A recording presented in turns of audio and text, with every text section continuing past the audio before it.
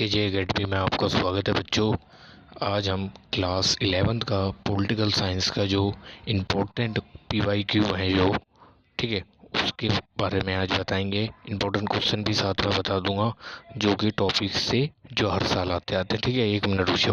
तो बच्चों स्टार्ट करते हैं हम फर्स्ट क्वेश्चन से। आ जाइए, क्वेश्चन दिखाता हूँ मैं आपको जो पीवाईक्यू क्वेश्चन है आपका। आइए आ गए क्वेश्चन पे। ठीक है, तो भारत की पंचायती राज व्यवस्था का संक्षेप में विवरण कीजिए।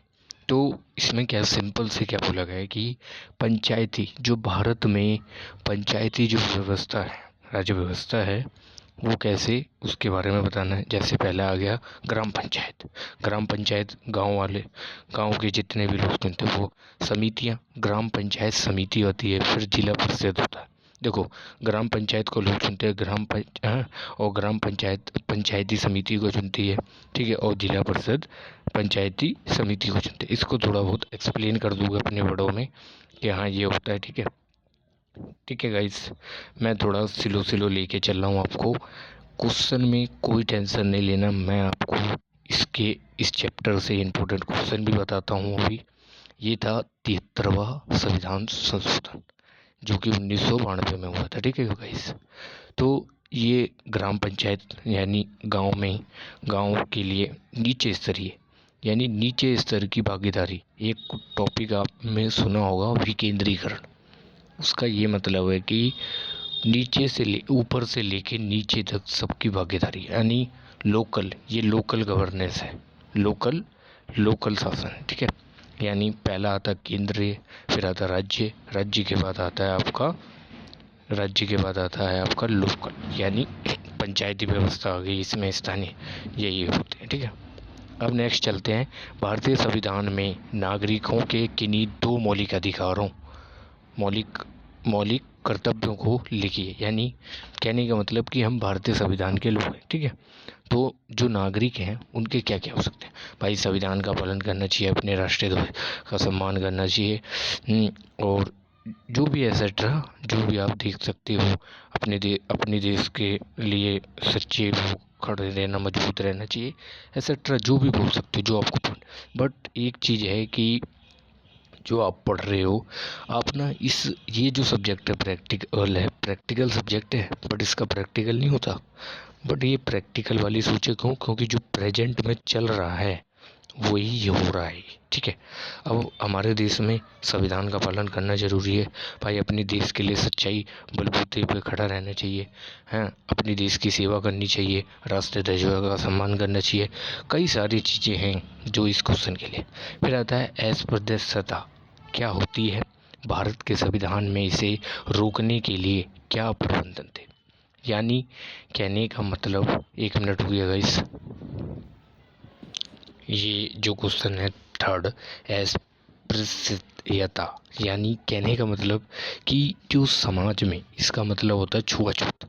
ये गांधी जी ने बताया था, मैंने ट्वेल्थ या कॉलेज में पढ़ा है ये। ठीक है, मैं सेकंड ईयर में होगा इस, कोई नहीं, अब कोई नहीं, ये सब छोड़ो, अब आते हैं क्वेश्चन पे। तो इसमें क्या मतलब था कहने का कि अनुच्छेद 17 का संक्षेप में वर्णन, यानी जो समाज में छुआछूत है, छोटी नीची जातियों को दबाया जाता था पहले। अब 12th में पढ़ोगे हिस्ट्री में कि 4 वर्ण थे। ठीक है, वैश्य, ब्राह्मण क्षत्रिय वैश्य शूद्र। ठीक है, ये तुम आगे पढ़ोगे। तो हमारे समाज में बहुत छुआछूत होती थी कि भाई उसके लोटे का पानी नहीं पियेंगे, वो वही होता है। ठीक है, तो ये था ये क्वेश्चन की अस्पृश्यता क्या होती है, भारत के संविधान में इसे रोकने के लिए क्या प्रबंधन है। अब यहीं से इस चैप्टर से 1 मिनट रुक जाओ गाइस, मैं उस पहले वाले के क्वेश्चन बता देता हूँ। जो भारत की पंचायती राज, ये 73वां संविधान संशोधन था। ठीक है, तो इसमें 74वां भी संविधान आ जाता है। 74वां किससे रिलेटेड था वो मुझे कमेंट करना गाइस। भारत में, भारतीय संविधान में नागरिकों के किन्हीं 2 मौलिक कर्तव्य बताइए, है ना। कई सारे पॉइंट हैं इनके और पेपर बढ़िया था। यानी संविधान का पालन करना चाहिए और राष्ट्रीय ध्वज और राष्ट्रीय गान का सम्मान करना चाहिए, है ना। राष्ट्रीय आंदोलनों को प्रेरित करने वाले उच्च आदर्शों को हृदय में संयोजित रखना और उनका पालन करना चाहिए। भारत की संप्रभुता, एकता और अखंडता की रक्षा करना चाहिए। ये हमारे देश के नागरिक हैं। नागरिकों में भाईचारे का निर्माण करना चाहिए। ये सब पॉइंट है गाइस, ठीक है। यही सब आप कर सकते हो, ठीक है। तो इस वाले से पहले जो क्वेश्चन है आपका 73वां ध्यान संशोधन करके जाना, ठीक है। और एक क्वेश्चन हो रहा था कि हमें स्थानीय शासन की आवश्यकता क्यों पड़ी, ठीक है। एक ये क्वेश्चन करके जाना। आप सपोर्ट पढ़ लो, वहाँ से 70 से 60%, 60 से 70% क्वेश्चन आता है फाइनल में, चाहे प्री बोर्ड हो या मिड टर्म में भी आपने देख लिया होगा। बाय द वे नहीं देखा कोई बात नहीं, आप फाइनल एग्जाम में देख लेना ज़्यादातर कि सॉरी गाइस। तो 60 से 70% आपके सपोर्ट मटेरियल से क्वेश्चन बनता है। हल्के में मत लेना। मैंने बड़े बड़े टीचरों से पूछा कि सर पेपर कहाँ से बनता है इनका ज़्यादातर। बेटा ज़्यादातर पेपर इनके सपोर्ट से ही बनते हैं, ठीक है। तो ये क्वेश्चन, पहला जो क्वेश्चन था आपका ये 8th चैप्टर से था। ये चैप्टर अच्छे से करके जाना और कमेंट करोगे तो मैं नेक्स्ट पार्ट लेके आऊँगा। ये फर्स्ट पार्ट है आपकी वीडियो का। भारतीय संविधान में नागरिकों की, भाई नागरिकों के कर्तव्य आगे ऐसे मौलिक अधिकारों के आ जाते हैं। राज्य के नीति निर्देशक तत्व क्या होते हैं, ये सब क्वेश्चन आते हैं ना। निवारक नज़रबंदी किसे कहते हैं, है ना। ऐसे क्वेश्चन आए हैं प्रीवियस ईयर में कि मौलिक अधिकारों के 2 महत्व लिखिए। भाई तुम्हें पता ही होगा कि भारतीय लोकतंत्र का आधार है ये, नागरिकों का स्वर्णिम विकास के लिए एक महत्वपूर्ण है, ठीक है ना। बंधुआ मजदूरी, ये सब क्वेश्चन आते हैं 2-2 नंबर में। ये सब 2-2 नंबर के हैं गाइस, ठीक है। इस पर छुआछूत, जो हमारे समाज में जो नीचे वर्गों को छुआछूत किया जाता है वो ये। इससे नेक्स्ट चलते हैं। आपको ज़्यादा प्रॉब्लम आ रही है तो वीडियो को 1 से 2 बार देखिए गाइस, ठीक है। जैसे कोई नया टीचर जब तुम्हें पढ़ाता है ना, जब आप 11th में गए होंगे तो पहली बार जब कोई टीचर पढ़ा रहा होगा तुम्हें, तो तुम देख रहे होगे समझ तो आ नहीं रहा है टीचर कैसे पढ़ा रही है। तो हमारा धीरे धीरे इंटरेस्ट जागता है, यानी हम उन टीचर को जानते हैं धीरे धीरे। तभी तो हमें पता चलता है कि हाँ ऐसे पढ़ाती हैं मैम, अरे अच्छा इतना ईजी लग रहा है, ऐसी पॉलिटिकल सीखनी चाहिए। अच्छा, तो मैं भी यही कह रहा हूँ गाइस आपको कि मेरी वीडियो को 1 से 2 बार ज़रूर देखिए। मेरी लैंग्वेज थोड़ी है अजीब, बट कोई मैटर नहीं करता। मैं आपको बढ़िया से बढ़िया कंटेंट दूंगा, बस वीडियो को एंड तक देखना गाइस, ठीक है। चलिए ज़्यादा बात ना करते हुए आगे चलते हैं नेक्स्ट क्वेश्चन पे। 4th क्वेश्चन है कि राजनीति सिद्धांत के मुख्य उद्देश्य क्या हैं, किन्हीं दो स्पष्ट कीजिए। 1 सेकेंड। तो चौथा क्वेश्चन था, सॉरी गाइस, राजनीति सिद्धांत के मुख्य उद्देश्य क्या हैं, किन्हीं दो को स्पष्ट कीजिए। पहला आता है समाज और शासन के विभिन्न पहलुओं का अध्ययन कर सकते हैं हम, है ना। कर सकते हैं कि नहीं कर सकते। फिर अपने भविष्य में आने वाली समस्याओं के समय एक उचित निर्णय लेने वाला नागरिक बनने के लिए, ठीक है। बुनियादी व सामान्य ज्ञान के लिए कई सारे पॉइंट हैं। मतदान के लिए। तो हमारे जो राजनीतिक सिद्धांत है, हमें राजनीतिक सिद्धांत को पढ़ना चाहिए। ऐसे क्वेश्चन आते हैं 4-4 नंबर में। ये वर्ड 2 नंबर का क्वेश्चन है, आपको 2 नंबर के क्वेश्चन में 2 पॉइंट लिखिए छोटे छोटे, एक्सप्लेन कर दिए बस, बहुत है, उतना काफ़ी है आपके लिए, ठीक है। हाँ ठीक है, हाँ इतना करोगे।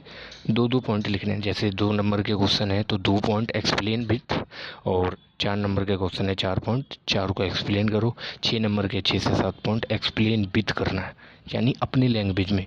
देखो इस वीडियो को जब एंड हो जाए ना ये वीडियो, तब आप अपने से एक बार लिख के देखना। मैं ये नहीं कह रहा हूबहू ही लिखना है, बस उसको लिख के एक बार प्रैक्टिस कर लेना, अपनी लैंग्वेज में कन्वर्ट करना। क्यों? क्योंकि जितना अपनी लैंग्वेज में कन्वर्ट करोगे उतना तुम्हारा ही फ़ायदा है, ठीक है गाइस। आइए अब नेक्स्ट क्वेश्चन पे चलते हैं। आइए गाइस, भारतीय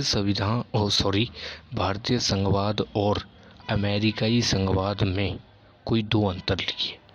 तो भारतीय अर्ध संघीय है, अमेरिकी पूर्ण संघीय भारत में केंद्र और सरकार को अधिक शक्ति दी जाती है कि नहीं दी जाती? तो केंद्र को ज़्यादा शक्ति मिलती है हमारे देश में। अब देखो यहाँ से क्या क्या क्वेश्चन आ सकता है। एक आता है कि भारतीय संघवाद की विशेषता क्या है, 2 नंबर में आ सकता है, ये कन्फर्म क्वेश्चन आते हैं। और हमें और क्या है कि एक सेकंड, संघवाद क्या है और किसे कहते हैं, ये क्वेश्चन आता है 2 नंबर वाले में। ये 2 नंबर का ही क्वेश्चन है आपके लिए, ठीक है। और एक सेकंड, संघवाद को मजबूत केंद्र शासन में, ठीक है। तो यहाँ से क्वेश्चन बनते हैं आपके लिए। अंतर्देशीय विवाद क्या होता है, ऐसे ऐसे क्वेश्चन। जम्मू कश्मीर प्रबंधन को क्या क्या दिया गया, जो धारा 370 के तो अलग देश और वो बनाया गया था उस टाइम पे, बट ये सब आप आज के टाइम पे ये ख़त्म हो चुका है, ठीक है गाइस। नेक्स्ट आता है जेनी याचिका ने किस प्रकार भारतीय लोकतंत्र को मजबूत किया है, एक उदाहरण सहित समझाइए। जेनी याचिका ने कानून की मदद से त्वरित सामाजिक न्याय की रक्षा करके उसे विस्तारित किया है, ठीक है, विस्तृत किया है। जो जन याचिका थी वो हमारे लिए बहुत ज़्यादा इम्पोर्टेंट थी। तो जन याचिका जो है हमारे लिए, जन याचिका से संबंधित मुद्दों में एक व्यक्ति विशेष ही नहीं है, अपितु एक समूह भी जन याचिका के दायरे कर सकता है। यानी ये क्या था कि किसी को भी ये कुछ भी कर सकते थे, ये इसका मतलब था जन याचिका। तो नेक्स्ट क्वेश्चन पे चलते हैं। देखो ये चैप्टर जो था आपका जन याचिका, ये था आपका चैप्टर कौन सा था, एक सेकंड रुके, चैप्टर था आपका स्थानीय शासन में, न्यायपालिका में, ठीक है। तो न्यायपालिका से क्या क्या क्वेश्चन बन सकते हैं कि न्यायपालिका में क्यों आवश्यक है ना, इम्पोर्टेंट है, ठीक है ना। और न्यायपालिका हमारे लिए क्या क्या कर सकती है, आवश्यकता क्यों है न्यायपालिका। ये क्वेश्चन आता है कि न्यायपालिका की पिरामिड या बनावट शैली कैसी थी, ये भी क्वेश्चन पूछा जाता है यहाँ से, ठीक है ना।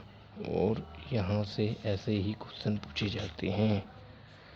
सर्वोच्च न्यायालय और संसद का क्या अर्थ है, ठीक है ना। तो यही था आपका गाइस। नेक्स्ट चलते हैं। अब आते हैं भारत में धर्मनिरपेक्ष के सामने कई चुनौतियाँ क्या आई, कई सारी चुनौतियाँ आई हमारे देश में। धर्मनिरपेक्ष यानी कहने का मतलब, एक सेकेंड, धर्मनिरपेक्ष, हाँ आइए, धर्मनिरपेक्ष का क्या अर्थ है कि बिना किसी भी भेदभाव के, यानी बिना किसी भेदभाव के सभी लोगों को अपना धर्म अपनाने तथा प्रचार करने की स्वतंत्रता, अधिक जब राज्य धर्म की लेकर कोई भेदभाव नहीं। यानी कहने का मतलब कि भाई बिना डर हिचके, बिना हिचकाए भाई जो हमारा धर्म है हम उसको अपनाएंगे। यही था धर्मनिरपेक्ष के सामने कई चुनौतियाँ। जैसे भारत में धर्मनिरपेक्ष के समय निम्नलिखित चुनौती है। पहला आता है सांप्रदायिकता। यानी सांप्रदायिकता क्या है, यानी सांप्रदायिकता में दंगे, धार्मिक दुर्व्यवहारीकरण, यानी दंगे फसाड़ है। देखो आप जानते ही हो कि हमारा देश ब्रिटिश के गुलाम था, ठीक है ना, था कि नहीं थे। तो उस टाइम पे जो हमारे साथ जो व्यवहार हुआ, हमारे धर्म के साथ भी हुआ, बहुत कुछ गलत हुआ, तो कुछ नहीं कह सकते गाइस, ठीक है ना। तो दंगे फसाड़ हुए देश में।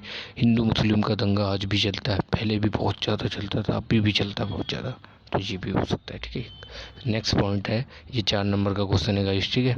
राजनीति का धर्म के साथ जुड़ाव, यानी आज की जो गवर्नमेंट है मोदी जी की, वो हिंदू राम के नाम से जानी जाती है। क्यों?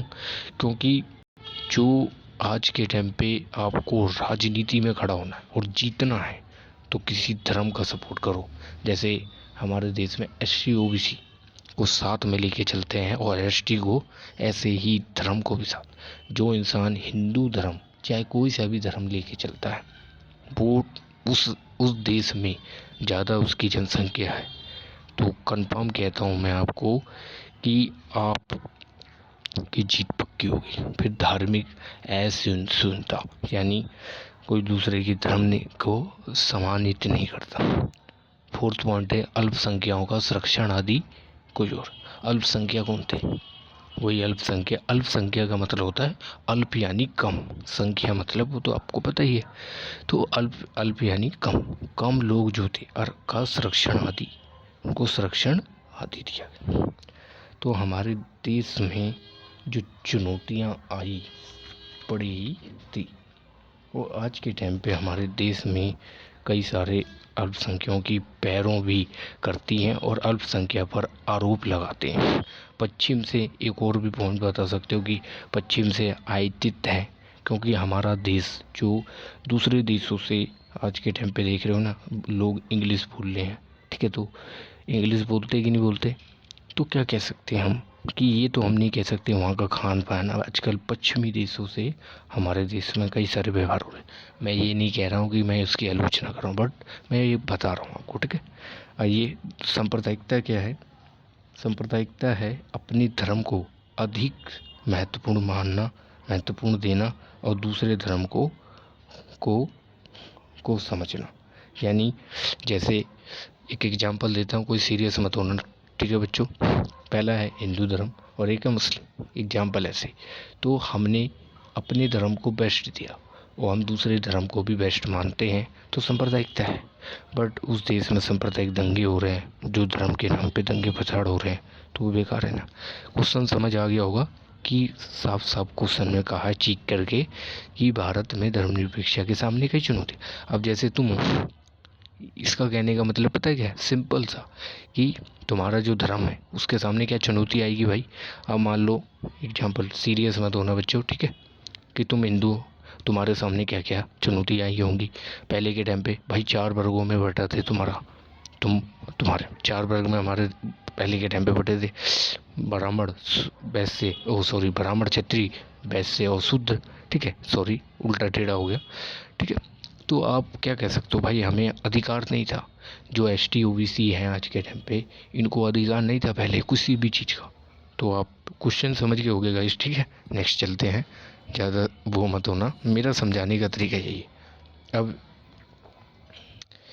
जो ये क्वेश्चन लिखे हुए हैं इसके आंसर पे उतना वो मत करना, क्योंकि मैंने आंसर वहाँ से आंसर की लिए, ठीक है, जो सैम्पल पेपर ड्यू से, ठीक है, जो आपके एग्ज़ाम करवाते हैं स्कूल से। तो स्वतंत्रता का क्या अर्थ है और स्वतंत्रता क्यों महत्वपूर्ण है? साफ सीधों में कहा जाए कि स्वतंत्रता का मतलब है कि भारी बाधाओं का अभाव। कहने का मतलब कि हम मानव के उस कार्यों को करने का अधिकार जो वह करने योग्य है, यानी कि व्यक्ति की स्वतंत्रता के साथ अन्य व्यक्तियों की स्वतंत्रता के साथ जुड़ी हुई है। यानी इंसान अपना कुछ भी काम कर सकता है, बट सही काम करेगा तो ही वो स्वतंत्रता है। अब ये थोड़ी नहीं कि तुम गलत काम करो। स्वतंत्रता का शॉर्ट में भी ये है कि आज़ादी। क्या है? आज़ादी है कहने का मतलब, यानी अपने निर्णय लेना, खुद से चुनाव करने की क्षमता करना। अब जैसे तुम स्कूल में हो, अब तुम क्लास 11th में तुमने स्ट्रीम चुनी होगी, है ना, कि साइंस लूँ या कॉमर्स लूँ या आर्ट्स लूँ। तो ये तीनों में से सोचा होगा ना अपने माइंड से कि भाई मेरे को आर्ट्स में जाना है, मेरा इंटरेस्ट इसमें है कि मेरे को IAS बनना है, तो IAS बनना है या IPS बनना है। तो आपका माइंड कहाँ गया? उस साइड गया कि नहीं गया? तो ये स्वतंत्रता का अर्थ है, यानी अपने निर्णय ले रहे हैं हम खुद, और अपने निर्णय ले रहे हैं, हम किसी पार्टी में ज्वाइन हो रहे हैं या किसी स्कूल में ज्वाइन हो रहे हैं, तो वो हम अपना माइंड लगाएंगे ना। अब मान लो तुम्हारे पे पैसे है ही नहीं और तुम कुछ और ही कर रहे हो, तो बात अलग है ना। अब क्या है कि हमें स्वतंत्रता को महत्वपूर्ण क्यों मानते हैं, यानी हमें इम्पोर्टेंस क्यों है? इंग्लिश में कहते हैं लिबर्टी, लिबर्टी इंग्लिश में कहते हैं इसे लिबर्टी। क्या कहते हैं बच्चों? लिबर्टी कहते हैं, लिबर्टी। और कई सारे दार्शनिक भी आए तुम्हारे में, एक तो थे नेल्सन मंडेला। ये क्वेश्चन आपका MCQ में आएगा, ठीक है। हाँ, नेल्सन मंडेला की पुस्तक लॉन्ग वॉक फ्रीडम। एक थी आंग सान सू की पुस्तक फ्रीडम फायर, यानी फ्रीडम फ्रॉम फायर, स्वतंत्रता के आदर्श की शक्तियों के से, ठीक है।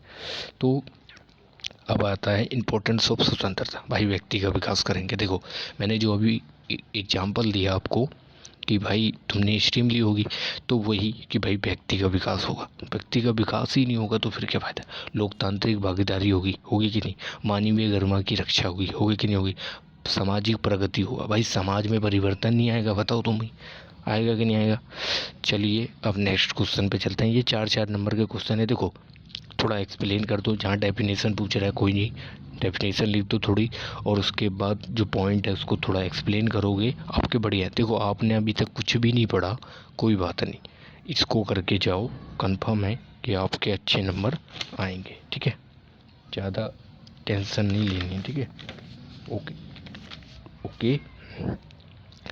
आइए, स्वतंत्रता के विभिन्न आयाम क्या हैं, किन्हीं 2 उदाहरण से साथ समझाइए। कहने का मतलब कि स्वतंत्र जो आयाम है उनके, ठीक है ना, वो बताने हैं आपको। हाँ आइए देखते हैं। पहला आयाम है विचार और अभिव्यक्ति की स्वतंत्रता। स्वतंत्रता व्यक्तियों को स्वतंत्रता रूप से सोचने और अपनी राय व्यक्त करने की स्वतंत्रता होनी चाहिए, जो मैंने आपको एग्जाम्पल बताया। सेकंड है लोगों को देश के भीतर या विदेशों में बिना किसी प्रतिबंध के स्वतंत्र रूप से यात्रा करने का अधिकार होना चाहिए, ठीक है। थर्ड है संगठन की स्वतंत्रता, यूनियन या राजनीति दल हो सकती है। फोर्थ है धर्म की स्वतंत्रता, यानी धर्म का पालन करना, धर्म का प्रचार करना, एक्सेट्रा, है ना, आदि जो भी। नेक्स्ट है 5th पॉइंट है कि आर्थिक स्वतंत्रता, यानी अपनी पसंद का काम कर सकते हो, अपनी संपत्ति रख सकते हो, यानी अपनी ज़मीनें जो भी आपके जो भी हैं व्यवहार कर सकते हैं, अपनी स्वतंत्रता, एकदम फ्रीडम, एकदम फुल आज़ादी के साथ अपना जो भी कार्य है, चाहे तुम्हें बड़े होकर टीचर बनना है, चाहे बड़े होकर के IAS IPS बनना है, चाहे आपको पुलिस वाला बनना है, चाहे एक्सेट्रा जो भी बनना है आपको फुल स्वतंत्रता के साथ। नेक्स्ट क्वेश्चन चलते हैं। गाइस क्वेश्चन समझ आ रहा होगा तो वीडियो को लाइक और सब्सक्राइब जरूर करना चैनल को, और शेयर जरूर करना अपने दोस्त यारों में। SKJ एकेडमी आपके साथ रहेगा। ऐसे ही तुम्हें ऐसी वीडियो ही चाहिए आपको तो कमेंट जरूर करना। ये वीडियो थोड़ी लंबी होगी आज मैंने गांठ बांध ली है कि आपको आज ठीक से पढ़ा के जाऊंगा तभी। ओके आइए गाइस, नेक्स्ट क्वेश्चन है आपका। नेक्स्ट क्वेश्चन है संसदीय कार्यपालिका और अर्धशात्मक कार्यपालिका में कोई 2 अंतर स्पष्ट कीजिए। अब ये 4 नंबर के क्वेश्चन है। संसदीय कार्यपालिका और कार्यपालिका के बीच अंतर। परिभाषा, संसदीय कार्यपालिका का कार्यपालिका विधायक के प्रति उत्तरदायी होती है, यानी उसके उत्तरदायी रहती है।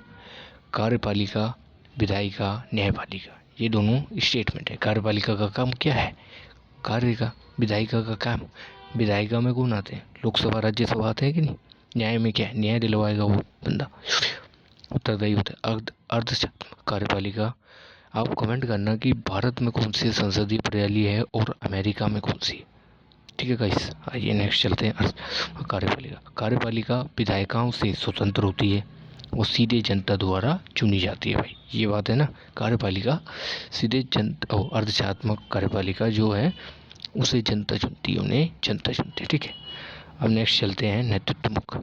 संसदीय कार्यपालिका प्रधानमंत्री सरकार, संसदीय जो कार्यपालिका होते हैं प्रधानमंत्री सरकार का मुख्य होता है ये, जबकि राष्ट्रपति अनौपचारिक मुख्यतः होता है, ठीक है। अर्धशात्मक कार्यपालिका में राष्ट्रपति ही राज्य और सरकार दोनों का मुखिया होता है, और चुनावी प्रक्रिया, कार्यकाल और शक्ति का वितरण होता है, ठीक है ना। तो इस टाइम पे जो अलग अलग पॉइंट रहते हैं इसमें कि सबकी भागीदारी अलग अलग रहती है कि नहीं रहती। हाँ, कार्यपालिका में अलग अलग भागीदारी रहती है सबकी, ठीक है ना। हाँ, इसमें स्थायी कार्यपालिका और राज्य कार्यपालिका एक क्वेश्चन आता है ऐसा ही, ठीक है। तो कार्यपालिका वही है, कार्य के उस अंग से है जो अपने कार्यता कानूनों की रोजाना लागू करती है। सरकार का वह अंग है जो नियम कानूनों को लागू करता है और प्रशासनों का कार्य करता है।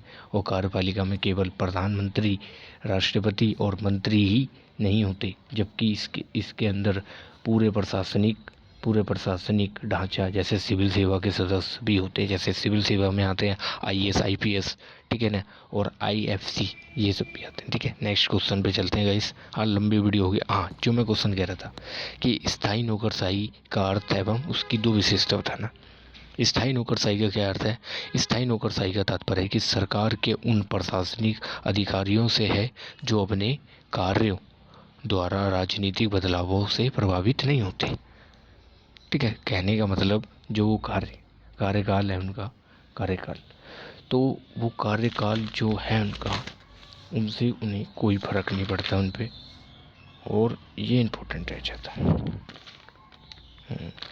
तभी जो भी क्वेश्चन है आपके लिए इम्पोर्टेंट रहते हैं गाइस। और ये एक सेकंड रुकिए, तो ये रहते हैं, और ये अधिकारी सार्वजनिक सेवाओं को निष्पक्षता और नियंत्रणता प्रदान करने के लिए कार्य करते हैं। इनकी निश्चित सेवा अवधि होती है, क्योंकि भाई इनका ये देखो, सरकार तो 5 साल बाद चली जाएगी, इनका तो स्थायी है, क्योंकि ये स्थायी रहेंगे, आपको पता ही है ना। पहला विशेषता है राजनीतिक तटस्थलता, और सेकंड है पेशावर दक्षता, ये पढ़े लिखे होते हैं। ठीक है, गोपनीयता यानी प्राइवेसी। फोर्थ है कानून का पालन करते हैं। कानून का तो पालन सबको करना पड़ेगा। उत्तरदायित्व करना। एक्सप्लेन करो, थोड़ा और पढ़ लो। सपोर्ट से बेस्ट और कोई आज तक किताब नहीं रही। हाँ, अब आते हैं भारत में सामाजिक न्याय प्राप्त करने में कौन कौन सी चुनौतियाँ हैं और किन्हीं 4 बिंदुओं का उल्लेख कीजिए। भारत में सामाजिक न्याय प्राप्त करने की चुनौतियाँ। पहला है जातिवादी। अब ये देखो, सामाजिक न्याय है, अब इधर सुनो, न्याय क्या है? जस्टिस, इंग्लिश में कहते हैं जस्टिस। समाज में जो हो रहा है, अब उसके बारे में ये बताया जाएगा। अब समाज में क्या होता है भाई? जातिवाद आधारित भेदभाव होता है कि नहीं होता? होता है कि नहीं होता? कि ये वो है ना, ये ABC ये है, वो ये है। ठीक है, जैसे A राहुल है या B कोमल है, कोई भी है, अब ये कोई से भी ST है, OBC है, SC है, तो इन लोगों को दबाया जाता है कि ये हिंदू है, ये मुस्लिम है। आज के टाइम पे यही तो हो रहा है। संवैधानिक प्रबंधनों के बाद भी जातिवाद आधारित भेदभाव ग्रामीण और शहरी क्षेत्रों में एक बड़ी समस्या पैदा करती है। सेकंड है गरीबी और असमानता। अब देखो, गरीबी क्या है कि लोगों पे खाने के लिए पैसा नहीं था। हमारे देश में खाद्य संशोधन जो था, जो 2013 में आया था, एक एग्जाम्पल बता रहा हूँ, जिससे बच्चों के लिए खाना पीने की होनी सी समस्या, कुपोषण होता था खाना ना होने से, और फिर तुम्हें पता है कि कमजोरी और वो दिक्कत होंगी। गरीबी बहुत ज़्यादा। अब कोई अमीर है तो उसके तो मौज ही मौज है, अब जो गरीब मिडिल क्लास से है उसकी क्या इज्जत होगी बताओ ना। असमानता कि हमारे देश में हमारे साथ असमानता हो रही है। समानता तो सबके साथ समानता है, पर असमानता उनके साथ भेदभाव किया जा रहा है, वो किया जा रहा है, तो दिक्कत है। थर्ड है लैंगिक असमानता, यानी ये मेल है ये फीमेल है। अब पहले के टाइम पे क्या होता था कि औरत को बहुत ज़्यादा अत्याचार किया जाता था कि भाई इनको पढ़ने का अधिकार नहीं है, इन्हें ना बाहर जाने का अधिकार है।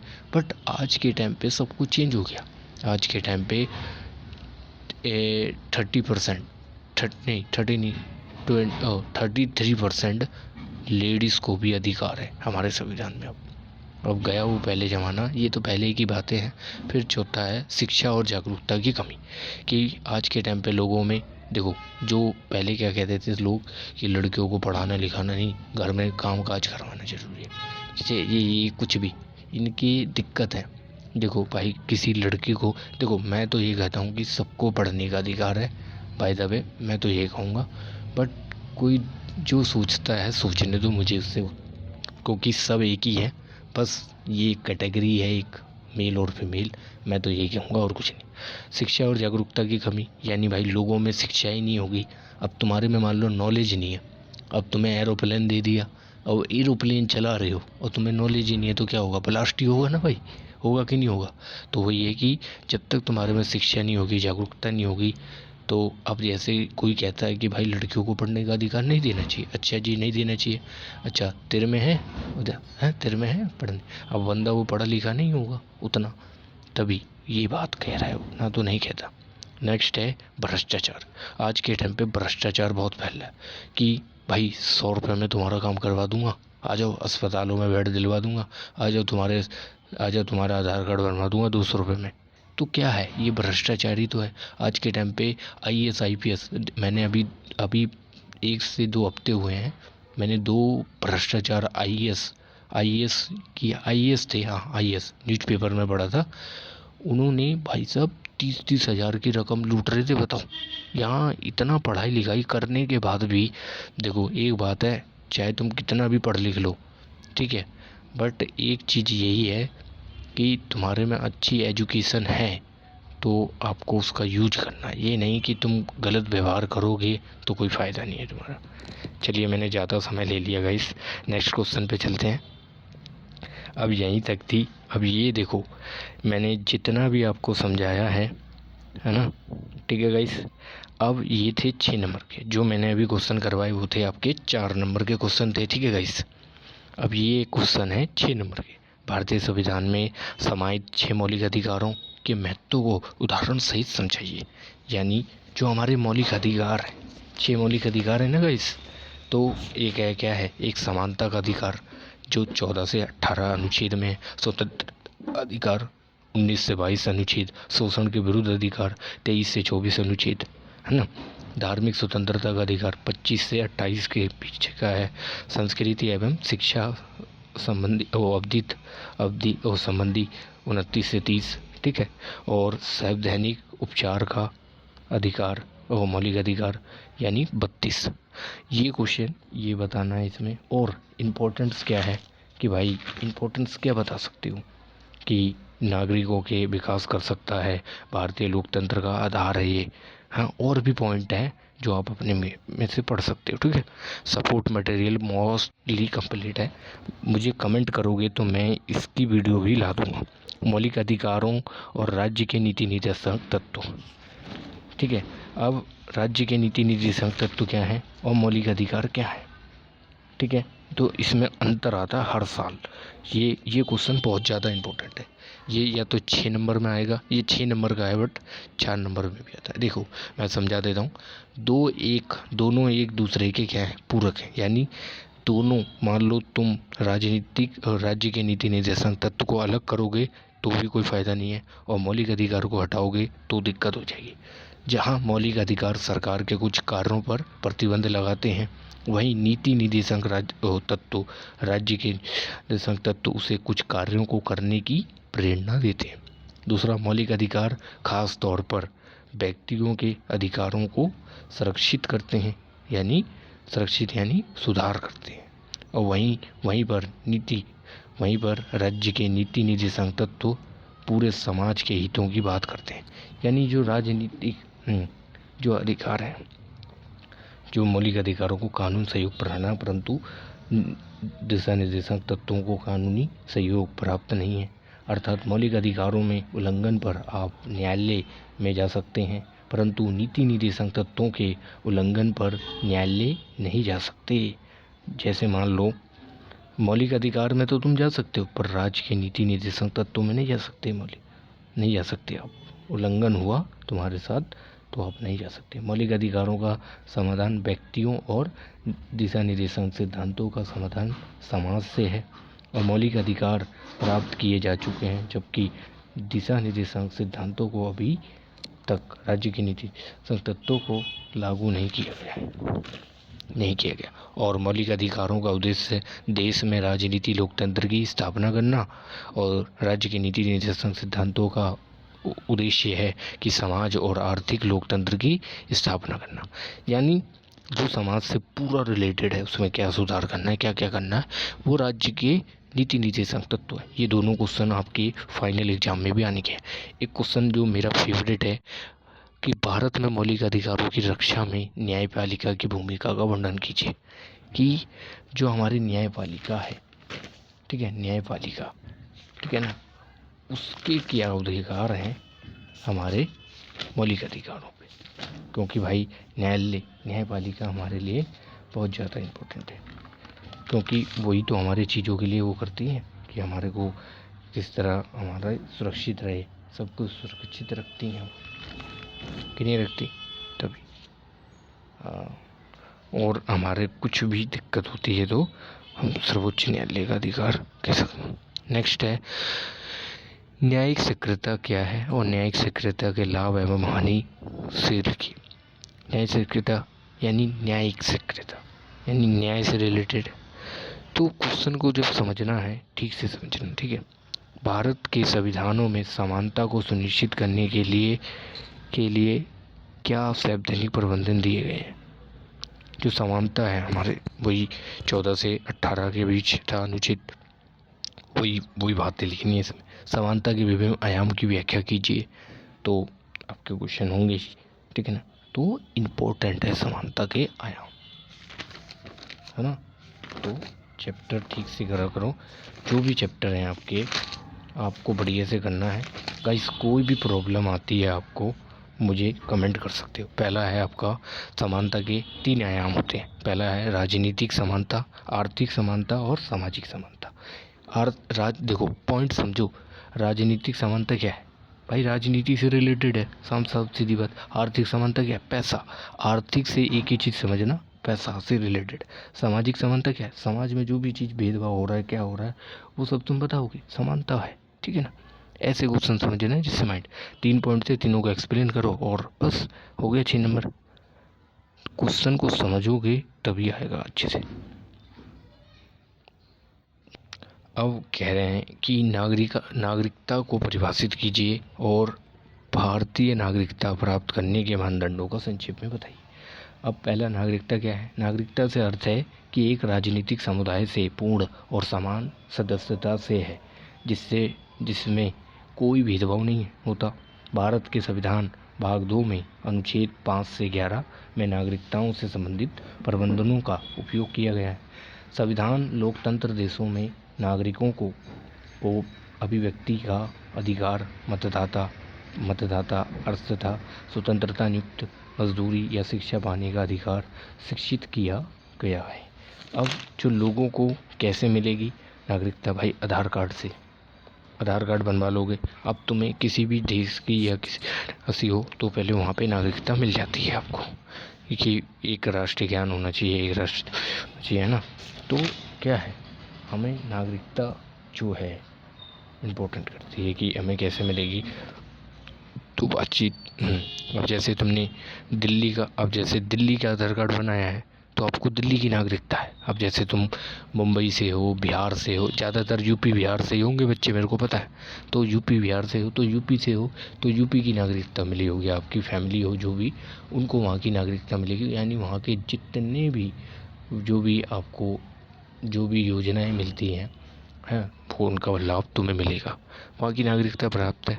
अब दिल्ली की होगी, दिल्ली के जैसे दिल्ली में राशन कार्ड होगा तो राशन कार्ड, आपका वोटर आईडी कार्ड होगा तो यहाँ वोट दे सकते हो। जहाँ की नागरिकता प्राप्त है वहीं की दोगे ना तुम, ठीक है ना। अब आते हैं राष्ट्रीयवाद से आप क्या समझते हैं। राष्ट्रीयवाद तो मेरे हिसाब से तुम्हें पता ही होगा, ठीक है। राष्ट्रीयवाद बहुत हद तक एक काल्पनिक समुदाय होता है जो अपने सदस्यों को सामूहिक विश्वास, उम्मीदों और कल्पनाओं के सहारे एक सूत्र में बांधा होता है। साफ सीधी बात मतलब कि एक ही समुदाय जो एक भौगोलिक सीमाओं में रहते हैं, यानी राष्ट्रीयवाद तक है। राष्ट्रीयवाद क्या है, राष्ट्रीयवाद वो है जैसे एक अपने देश में रहते हो, यही तो राष्ट्रवाद है। हम अपने देश के हैं कि हम अपने देश के राष्ट्रवादिता है।